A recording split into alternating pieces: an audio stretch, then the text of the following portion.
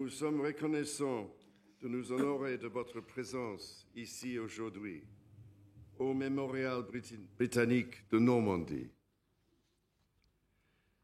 80 years ago, on D-Day, the 6th of June 1944, our nation and those which stood alongside us, toutes celles qui sont auprès de nous, ont suivi ce que King George VI, mon grand-père, a dit comme qualifié du test suprême.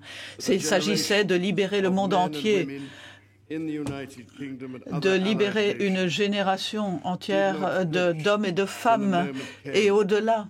Et personne n'a eu d'hésitation par rapport à cette énorme épreuve. Sur les plages de Normandie, sur les mers et dans le ciel, nos forces armées ont fait leur travail, leur mission, avec une détermination sans pareille, des qualités qui sont caractéristiques de ce temps, de cette époque de la guerre, de la génération de la guerre. Beaucoup ne sont pas rentrés. Ils ont perdu la vie le jour du D-Day ou dans les nombreuses batailles qui ont suivi. Il convient de leur exprimer toute notre gratitude. Nous nous souvenons de tous ceux qui ont servi à ce moment si important. Nous nous souvenons des leçons qui nous sont transmises décennie après décennie. Les nations libres doivent s'associer, se réunir contre la tyrannie. Au fur et à mesure que les années passent, les vétérans des campagnes de Normandie sont de moins en moins nombreux et j'ai participé à 7 commémorations du D-Day en Normandie et j'ai rencontré tellement d'anciens combattants. Je n'oublierai jamais le son des médailles de ceux qui marchaient sur ces plages au crépuscule. Notre capacité à apprendre de première main auprès d'eux s'amoindrit, mais notre obligation de nous souvenir d'eux, de tout ce qu'ils représentent, de ce qu'ils ont réalisé pour nous, cela ne peut pas diminuer. C'est pour cela que je suis très fier d'avoir un monument national en Normandie qui nous permet de marquer le souvenir de ces milliers de soldats et d'officiers qui ont offert leur vie au cours du débarquement et des batailles de Normandie. C'est George Batts qui a eu l'idée de construire ce monument et qui a pu, même si maintenant il n'est plus parmi nous, le voir inauguré. Ce monument signifie beaucoup. Nous avons perdu tant de camarades, disait-il, et maintenant, je sais qu'ils ne seront pas oubliés. Donc, pour la première fois aujourd'hui, nous pouvons nous réunir ici, à Gold Beach, et nous souvenir de la 50e division et de tous ceux qui ont combattu il y a 80 ans sur cette même terre et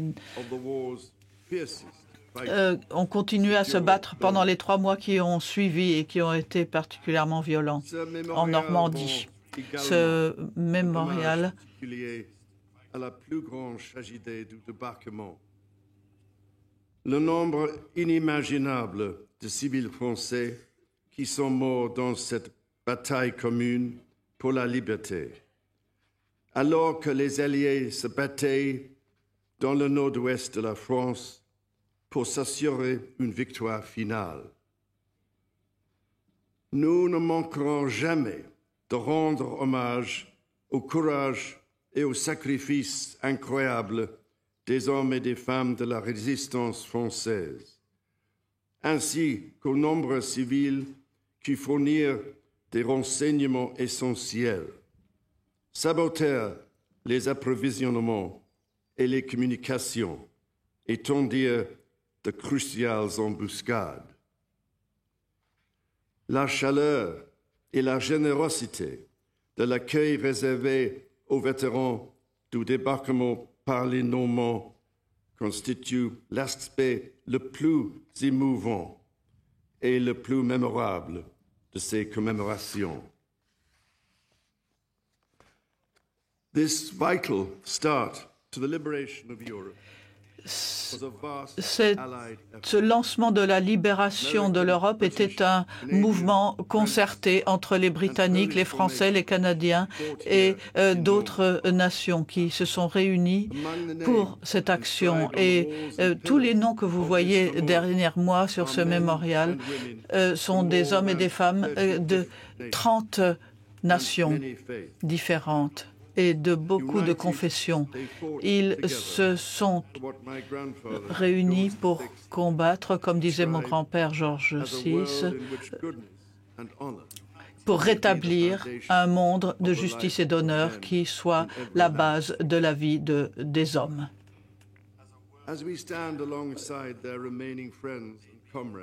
Nous avons les survivants des anciens combattants près de nous et nous en profitons pour leur affirmer que nous comptons vivre selon leur exemple. Prions pour que leur sacrifice ne soit jamais à nouveau nécessaire.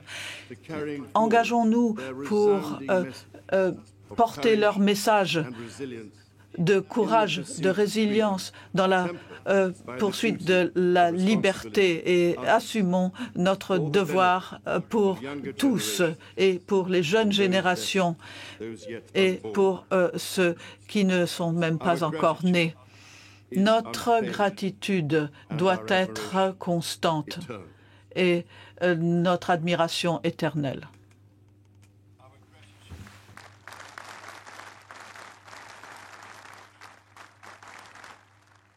Cette prise de parole du roi Charles III à l'occasion de cette cérémonie franco-britannique en hommage aux soldats qui ont débarqué à quelques centaines de mètres de ce mémorial il y a 80 ans aujourd'hui. Sauf erreur de ma part, je crois que c'est la première prise de parole publique d'envergure pour le roi britannique depuis l'annonce de son cancer.